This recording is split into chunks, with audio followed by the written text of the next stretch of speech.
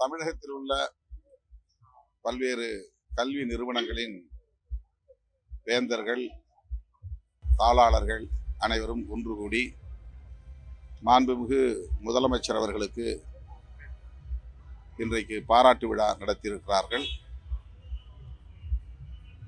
பல்கலைக்கழக மசோதாக்களுக்கு ஆளுநர் ஒப்புதல் அளிக்காமல்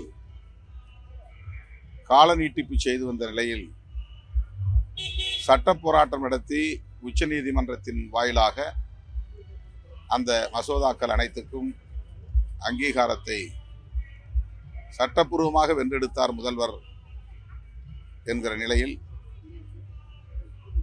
மாநில உரிமைகளை நிலைநாட்டியவர் நம்முடைய முதல்வர் என்று இன்றைக்கு கல்வியாளர்கள் இந்த பாராட்டு விழாவை நடத்தியிருப்பது மகிழ்ச்சி அளிக்கிறது, பெருமை அளிக்கிறது.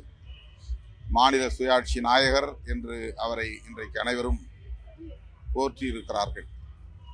முதல்வர் அவருடைய உரை மாணவர்களிடையே மிகுந்த விழிப்புணர்வை ஏற்படுத்துவதாக அமைந்தது. கல்வியைப் போல் சிறந்த செல்வம் எதுவும் இல்லை. ஆகவே கல்வியில் மிகவும் கவனமாக இருக்க வேண்டும், அடுத்தடுத்த நிலைக்கு நீங்கள் உயர வேண்டும் என்று வாழ்த்தியிருக்கிறார். சமூக ஊடக தளங்களுக்குள் போய் மூழ்கிவிடக்கூடாது, அதனால் கல்வி பாதித்து விடக்கூடாது என்ற அறிவுரையையும் இந்த உரையிலே சுட்டிக்காட்டிய முதல்வர் அவர்கள் ஆளுநர் RN ரவி அவர்களின்